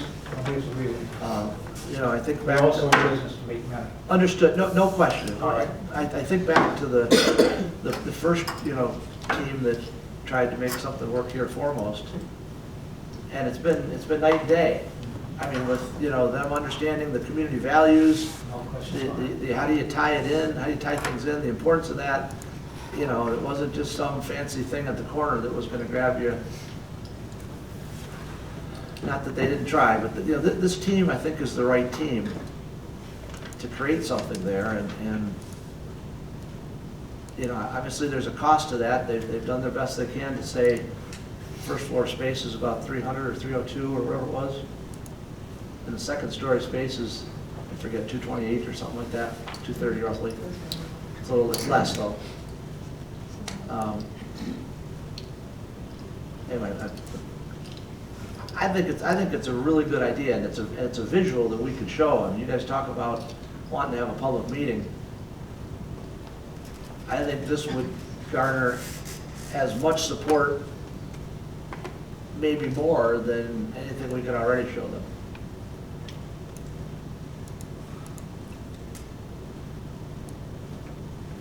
Zach? I want to start by thanking staff and, well, they're not here, but the Norfolk folks for doing this research and providing us all this information. And I want to say that I've been very open, I believe, to possible city office locations, including throwing out various parking lots downtown. And I was really excited for this potential. I think I even mentioned it'd be exciting to be across from kind of the little angle plaza that went out to the park. But right now, having heard from them that they can do this project without us, it changes my math a little bit. Additionally, as I've talked with a lot of folks, even though I'm comfortable selling or long-term leasing the site that the fire station is, I have to respect that there's a lot of people who aren't comfortable with it because it is a sacred site within the town, which is where the mill went that started the whole community. So, And the mill was not originally, it got moved there. all right, well, I don't want to argue about where exactly the mill was, but there was a mill that's been there for a long time. I know Carl Lessler helped tear it down back in the day, after it got redone. So, I've also heard a lot of people concerned about taking multiple properties off the tax rolls. I wasn't so concerned about that, but just for math, conservative math, 8,000 square feet, and I can share the math later, it's about $21,000 a year that we would forego to the DDA for 8,000 square feet. Again, I'm not as concerned about that because we're very healthy, but there are a lot of other folks in there that I've talked to are, if you take one off, you have to put one back on.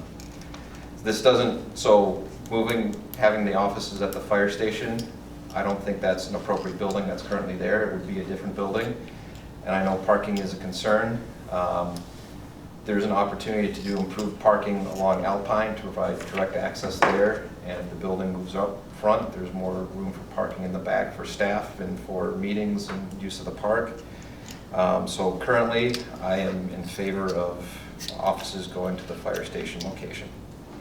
That does not preclude Senior Center from continued discussions with Norfolk. With respect to this development, as a planner, I'm trained that we want to provide access for everybody as easy as possible. So ground floor for city offices, I know we've been operating on the second floor, but forcing folks with mobility issues to have to take an elevator, it reminds you that you're not co-equal with everybody else, which isn't a message I like to put out as a government. But having it on the ground floor also disrupts what this development's trying to do, which is activate and energize the area, as has been mentioned in the DDA. So if we get it down on the ground floor, it's better for us, but less for the development and the overall community. And it would take away retail space there, which we have a dearth of downtown. Additionally, even though, again, I said I was comfortable with selling or long-term lease of the 8140 site because of our ability to control what happens there. Either we can have a site plan approved ahead of time or put restrictive covenants on it. That would be a lot harder spot to do retail on in the future because you're crossing streets just for that one use. Whereas here, you get to walk and mingle and do those types of things. And that's my medium-length version. Can I make one comment? Sure. So the question of whether Norfolk would do this project with the city or without is a no-win answer. Because so Norfolk said that they could do this project without the city. So then you can say, well, then they should just do it anyway and we'll get all the tax revenue. If Norfolk had said, no, we cannot do this project unless the city is involved with it, then Paul, you would have said it was corporate welfare and that the city shouldn't do it, which is what was said about the Schultz project.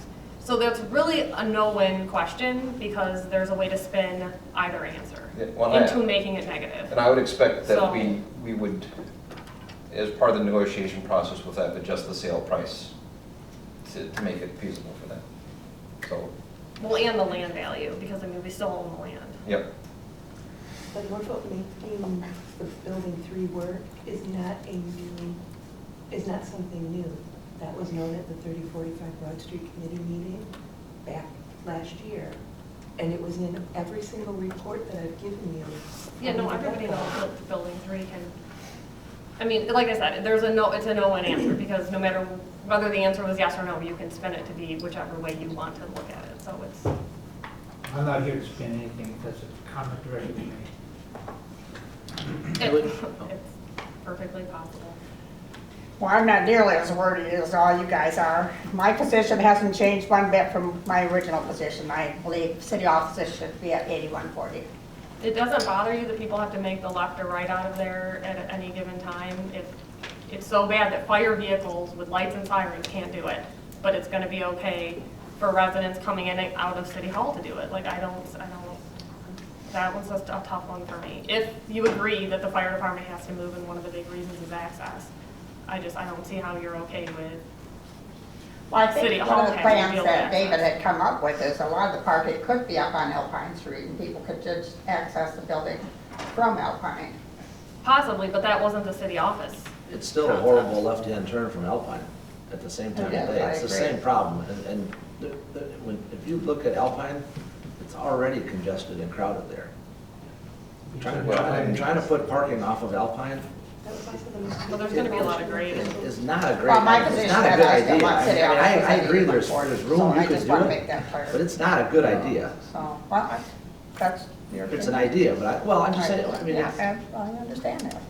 Well, as we urbanize, folks ought to recognize there are times of the day where you don't make a left out of Alpine, you come back to Broad and use the light. We already know that. You turned Alpine in one way, that would happen. but it's no different than coming up out of like the parking area behind the fire hall. you know, that driveway up, it's hard to turn out of there. Or to turn off restaurant. Most of the time, most of the time, there's not a car or a truck parked there, you can't see. Marie? I just want to make one point about the capture. In that part, that's what, the 2 houses or 3 or 4 houses?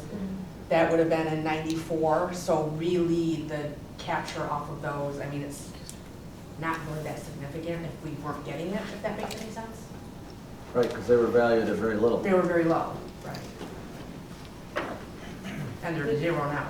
So There's we not a didn't- lot of base. They're 0 now, so we didn't lose much. I guess my point is they're 0 now, so we didn't lose much by taking them off the roll when we did it, when we bought them. I guess that's where I We was don't have trying to- negative cap, They weren't significant much- negative they weren't capture. much- Yeah, there's not much Not negative much capture on house that there. parcel.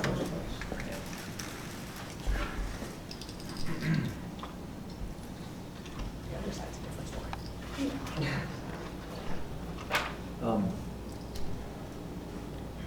How would we like to keep, go ahead, Jim. I was just gonna say, I'd like to see us schedule a facilities work session and, you know, let's have a discussion about the senior center, a possible youth center. You know, what exactly, you know, do we want for the community? You know, we actually haven't, you know, discussed those specific needs. You know, the senior center's being introduced to us over, you know, the last month or so. But we haven't really had any discussion about a youth center, what, you know, that would be.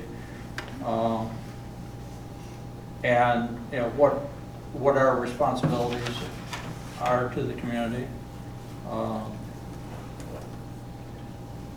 Yeah, I'm certainly willing to look at it and if we come up with it, but maybe we just need a little brainstorming session just to, you know, toss out ideas and, you know, see if there's some things that we need to investigate. Ms. Mitchell? I think that where, I don't know for sure, but I think that where some of this stuff about youth, and I don't know where center came from, but I know one of the discussion pieces that Mr. Carson brought forth was that the center has always been able to share with Takeoff Pound Sensibly or Garden Club, so on and so forth, and that then the school said technically you can't be doing that, and then when we had our new agreement with Encore, that's not possible. One of the things that I believe Mr. Carson brought up was that it's the kind of thing, that the kind of sharing that we would do would be like a Boy Scout troop, or a kid who was having a fly up, or an Eagle Scout, that kind of thing. That's the piece of youth things that I have heard, and that's the only thing that I've heard about a youth center. So I don't know if that helps anybody get that in their head, or maybe nobody wants to think about it, but I think that Yeah, that was my example. yeah, okay. I think that's the only thing I've heard talked about in terms of a youth, the centerpiece, I don't know. It's from the perspective of shared space Yeah. and available space. And we also mentioned homeowners associations, you know, that kind of, different people could use the space depending on. Well, that's why I'd like to just have a session, just so we can talk that out. So we, Mr. Gunn? I don't disagree with you, Sean, that when we had the visioning session with the community foundation, that the top 2 things were identified that way. But what we have now decided, I think, or at least we're moving in a direction, whether we decided or not, maybe I should say moving in a direction, is that the word community is very forgotten. It's the Dexter. It's the city of Dexter. We're the ones that have to provide everything because this is where it's going to be. And that's going to be a cost factor that we have to identify if we're willing to do that. This community has to identify just as well for that, whether they want a center, community center, when they want a city hall, when they want a fire hall, all the above. It's all dollars. It's going to be that way, okay? Some of these other communities have already done that over the years. And we're caught behind the 8 ball a little bit in that whole thing. Go to Chelsea, you see what they've got there and identified you go to Saline, they've already done that. You go to Milan, they have a millage. All those people have identified that how they wanted to deal with that at one time or another, no matter what their goals or objectives were, whether it was for the people in that town or the area around them. We haven't done that. I asked Jack Knoll straight to his face at the foundation when we had this discussion, because I brought it up about senior centers. Is what does Scioto Township plan to kick in for a senior center? And I don't know if it was a smirk or a smile, but everybody got the message. We're not going to put anything in at this point in time. Now, maybe it'll change, I don't know. But if you can convince Lyman Township and Dexter Township and Webster Township and Scioto Township or any other townships that use this senior center to kick in their fair share rather than the 21% is what I've been told, I don't know if that's accurate or not, that actually are citizens from this city that use this. Paul, I guess I understand, and I'm not going to try and defend whatever Mr. Knowles says or didn't say, or smirks or didn't smirk. But what is, Courtney, remind me, what is the cost of Phase 2 trail? 1.3, I think. About 1.3 million. And it won't only be city residents that use the trail for 1.3 million. For the same amount of money, we can provide this. We can solve the senior center issue for the same amount of money, if we want to. Or if you want to draw it out. If you want to. And I think that there's a number of people in our community, the stats show that the aging population is not going down. And I don't know, I think it's something worth continuing to talk about. I think it's pretty easy to figure out. I mean, like I said, what we do is we create public spaces. That's what we're creating destinations for people here in town. It brings tons of people from other areas that spend money in your community. Yep. The trailer or a senior center? What? Well, I don't know. I don't know the exact answer to that, but it certainly brings people to your community. I mean, that's what we do. We create public spaces. And this would be an asset. I mean, that building would last for, well, I'm not an architect, a long time. Okay, but it would be an asset of the city. I think it's worth talking about. Sure. I don't know if this is where the center should go, but I think that whatever we do to talk about where they might go, we need to remember that there's a younger generation that's responsible for those folks, or usually supporting their folks.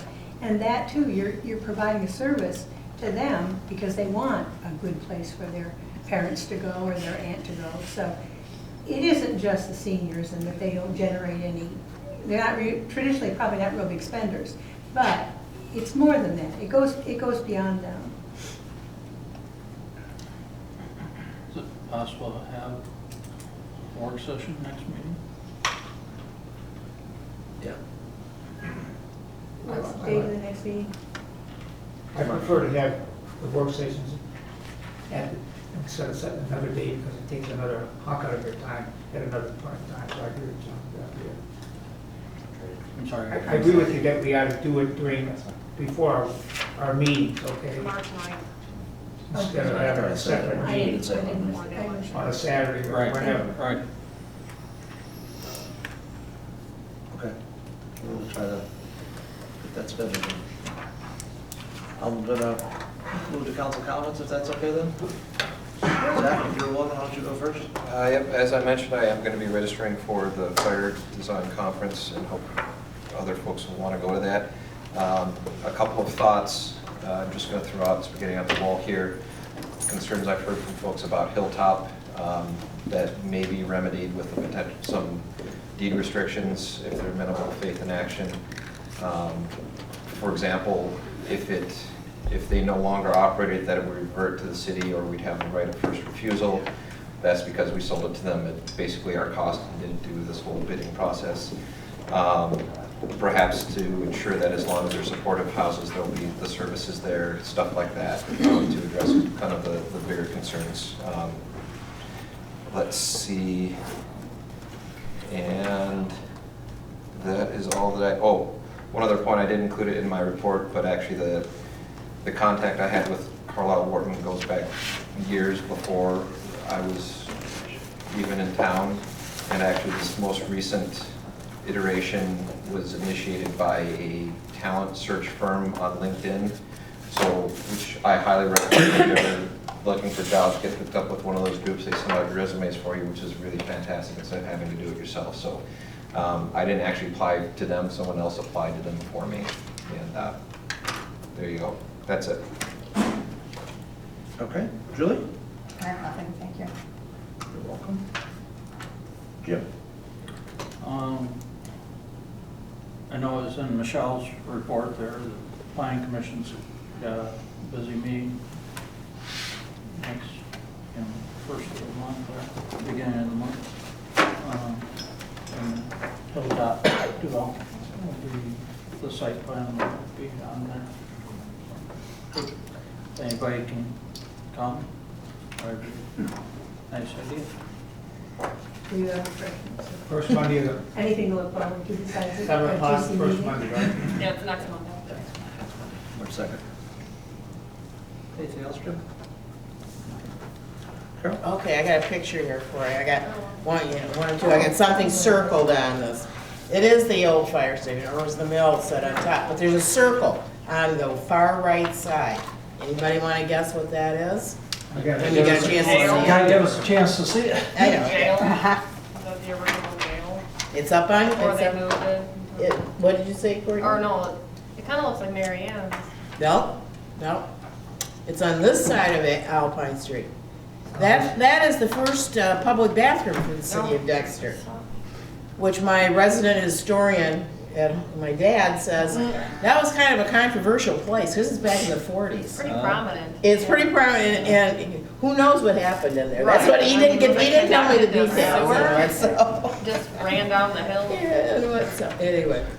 So I just thought I'd tell you, we did have a public bathroom down there. See, now why did they get rid of it? So it'd be good to research why. I do not know that. That feeds into the creek. Yeah, I don't know, if there's just too much going on. Right, I mean. I have no idea. People don't So maybe there's some plumbing there, maybe we can build on Did that. they have flush toilets? I don't, probably didn't have flush Right in an toilets. outhouse. I just thought that was interesting. Thank you. Donna? Yeah, congratulations on your job. I know that you struggled with this for a long time, and I'm thrilled for you. So, really, congratulations. Just don't dump us. Mr. Cousins? Okay. Maybe, okay. We're back on to non-arranged participation. Is there anyone in the audience who'd like to speak this evening or introduce themselves? Well, actually, we're attending as part of a class project in civics, and we decided, we've heard that Dexter meetings are well organized and just a good example for him to witness. So it's actually been And quite from what- enlightening for from me what- as well. Yeah. From the Dexter schools or from? Well, actually, Connor, I go to Skyline. he goes to Go to Skyline, and we, like I said, we spent a lot of time in Dexter. He was in Troop 442 over here, and anyways, we heard that these were actually good, They were organized way examples shorter of than meetings to ours. attend. Well, one of the things, we don't get rid of the city manager without cause. Or have we declared a global climate emergency? That's it. I mean, And if the mayor would be so kind, would you sign his sheet that he attended? I'd be happy to. Why don't you give us your name and we'll get you under non-arranged. Stand up to the microphone, introduce Just give us a quick intro and we'll Yes. put you in the minutes. My name is Connor Pyle. I'm a junior at Skyline High School, and I'm attending here for a government project. Yeah, that's pretty much it. Yeah, welcome. Thank you. Thank you very much. How do you spell the last name, just so I get it right? Oh, P. Connor, C-O-N-O-R, Okay, Pyle, P-Y-L-E. great. And what's your address, Connor, just for the, 5720 West Liberty Road. great. Thank you very much for coming and attending. Thank you. Anybody else in the audience? Seeing none, I'll seek a motion for adjournment at 8:55. So moved. By Smith, second by Richard, all in favor? Aye. Aye. All opposed? Thanks for coming. Thanks, everyone. You want to speak, Drew? No.